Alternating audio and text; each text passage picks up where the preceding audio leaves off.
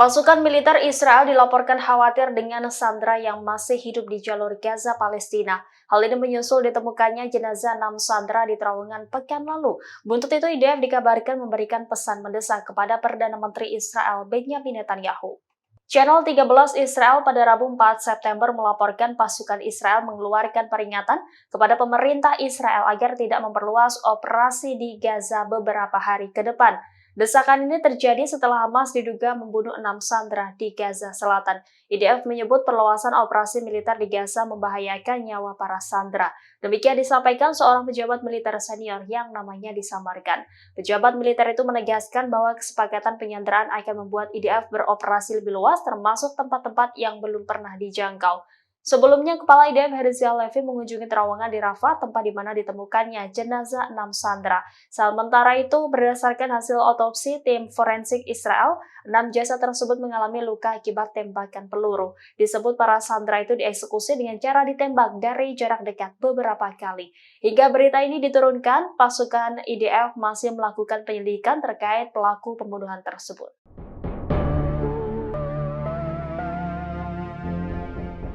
Terungkap laporan mengejutkan 3 perwira Israel tewas dibunuh oleh mantan pengawal Presiden Otoritas Palestina atau PA. Insiden maut ini terjadi di dekat pos pemeriksaan Tarhumiyah Hebron pada Minggu 1 September 2024 lalu. Sumber yang tidak disebutkan namanya berbicara kepada Middle East Eye mengungkap sosok ex-anggota pengawal Presiden Palestina tersebut. Pembunuh 3 petugas polisi Israel diidentifikasi sebagai Muhannad al-Aswad. Pria yang lahir di Yordania itu tercatat menjadi warga Idna di Hebron, tepi barat.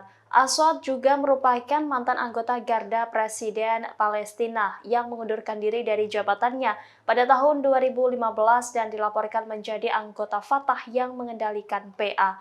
Menurut tentara Israel, Aswad sempat mengikuti mobil 3 perwira Israel. Kemudian dia menembakkan peluru ke arah mobil itu hingga para petugas kehilangan kendali. Atas insiden itu, 1 petugas tewas di tempat kejadian dan 2 lainnya meninggal dunia dalam perjalanan di rumah sakit. Setelah itu, Aswad meninggalkan mobilnya dan melarikan diri dengan berjalan kaki. Sementara itu, di hari yang sama, tentara Israel dan Dinas Keamanan Shin Bet mengepung rumah tempat Aswad bersembunyi. Pihak berwenang Israel memberitahu PA bahwa mereka telah membunuh pelaku serangan Hebron.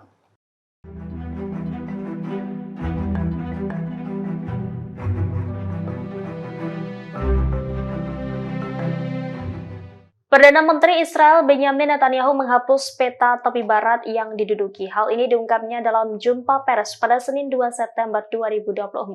Butut penghapusan tepi barat, Netanyahu menghadapi kecaman luas.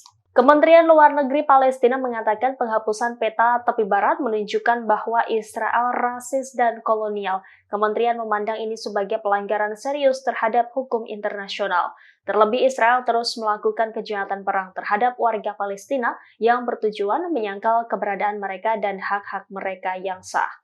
Sementara itu, Duta Besar Palestina untuk Inggris, Hussam Zomlot, menyatakan tindakan Netanyahu bertujuan menghapus rakyat Palestina dan mengambil tanah mereka. Sebaliknya, ia pun mempertanyakan apa yang akan terjadi jika seseorang politisi Palestina yang melakukan hal tersebut.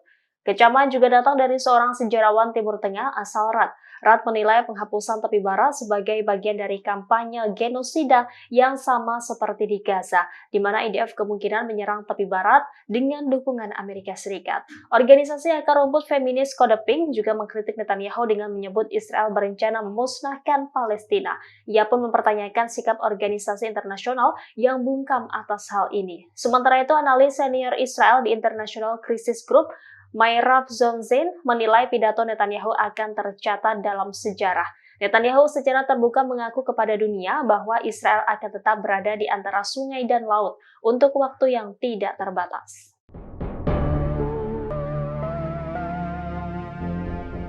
Amerika Serikat kembali menerapkan standar ganda dengan mendakwa pemimpin Hamas Yahya Sinwar. Amerika Serikat mengumumkan tuntutan pidana terhadap Yahya Sinwar atas peran dalam merencanakan serangan pada 7 Oktober lalu.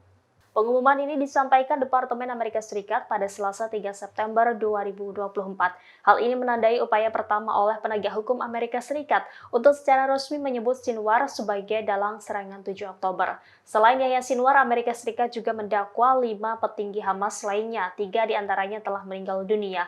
Para terdakwa yang masih hidup yakni Yahya Sinwar, Khaled Michel, dan Ali Baraka. Sementara terdakwa yang sudah tewas yaitu mantan pemimpin Hamas Ismail Haniyeh, kepala sayap militer Muhammad Deif yang menurut Israel tewas dalam serangan udara pada bulan Juli lalu, dan Marwan Issa, wakil komandan militer yang menurut Israel tewas dalam serangan pada bulan Maret.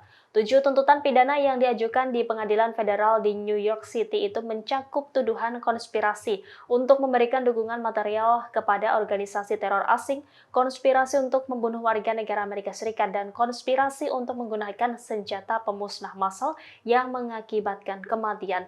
Mereka juga menuduh Iran dan kelompok teror Hizbullah Lebanon memberikan dukungan keuangan dan senjata kepada Hamas. Download Tribun X sekarang, menghadirkan lokal menjadi Indonesia.